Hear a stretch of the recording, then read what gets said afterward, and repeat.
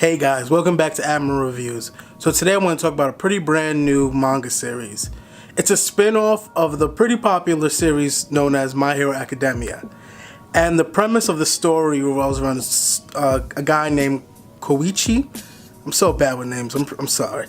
But his name I think is Koichi, and it revolves around him and other people just like him who are by no means professional heroes. They never went to school to be a hero. They never took any licensing tests to be heroes. And they're just normal people in the world that have quirks. Well, some of them have quirks. And they just want to provide to society like heroes provide to society and provide a safe place. But again, as we know, it's illegal to function as a hero in this world without having the proper licensing and, background as a hero. So they're titled Vigilantes, and that's where the name of the series is. It's called Vigilante My Hero Academia Illegals. Now, as we know in the My Hero Academia world, there's students that apply to school, to UA, and they're practicing to become heroes, and they face off against villains. Now, as we know in the My Hero Academia world, they have to, in order for them to fight villains outside of the school officially, they have to get licensing. We spent the whole arc about them getting the license. And even with that license, they still can't be known as official heroes. There's still restrictions on what they can do outside of UA, which is crazy. They spent all this effort, they were worrying about whether they would pass or fail or not, just to know, okay, you get a license, but you're still not official heroes. You still have to spend more time, which is probably okay because they're probably still not ready to become official heroes.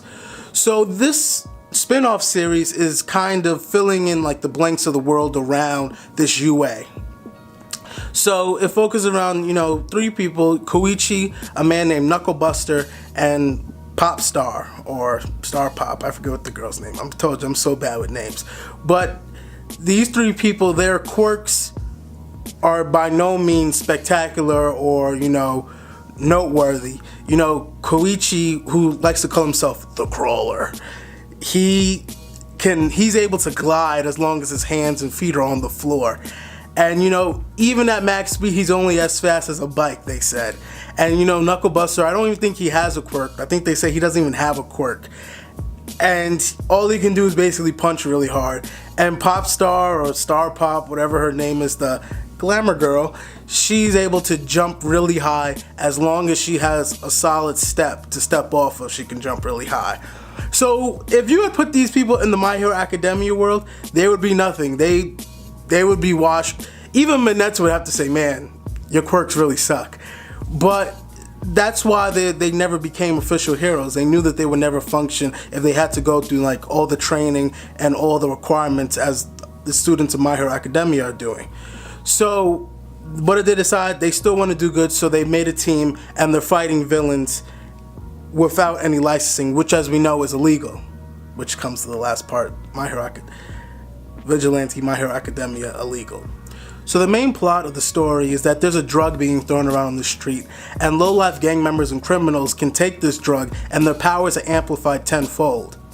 Now Knucklebuster, who's kind of like the old man, the leader of the group, he tells them that this drug is not, it's known, but the heroes are so busy, with All Might stepping down and powers rising in the villain associations, that heroes just don't have the time and effort to put into finding these low-life criminals and locking them up. And even police are having a hard time catching everybody and then paying attention to the big criminals. So who stops these people? And that's where the vigilantes come in there. The vigilantes are not the heroes, of UA or Shiketsu. They're not big time heroes. They can spend time, with these low life criminals, and they can stop them.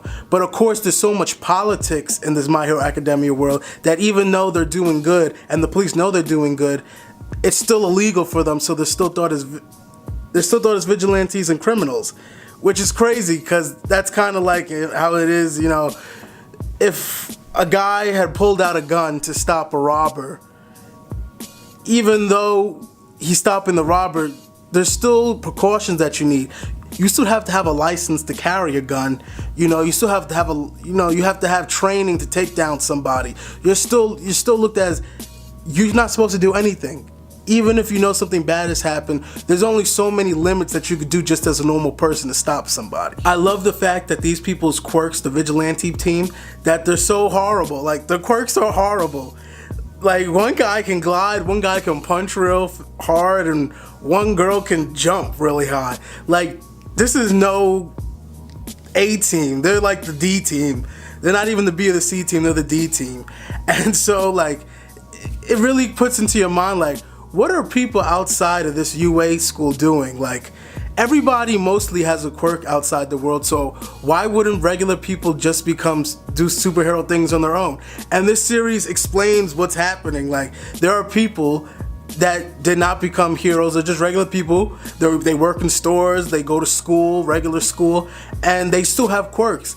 And there's some people that are trying to still help the world, even though they don't have all these licensing and stuff, which really answers the question, like, what's happening outside besides UA? Now, I'm really advising you to go check out this series, because even though it's really it has a lot of comedy in it, but it really, if you like the My Hero Academia series, it really shows the politics of this My Hero Academia world, which I think it's great. Politics can play a real heavy part in real life about how people can go about dealing with certain things, and this just shows you what the politics are of the My Hero Academia world. I would think it would be a really cool, and they made another series, so there'll be 3. There'll be the My Hero Academia series, which teaches, students who want to become official heroes. The Vigilante series, which shows about regular people doing, hero-like things. And also a villain series. That'd be really dope. Seeing about a series about people who want to become villains and the steps they take to get to the villain association. We kind of see sometimes about what the villains are doing, but we haven't seen somebody who's a regular person make that leap into becoming a villain, which I think would be dope. You'd be getting like 3 different viewpoints of the same world and how they differently interact with each other. But again, I'm getting off sidetracked. Great series.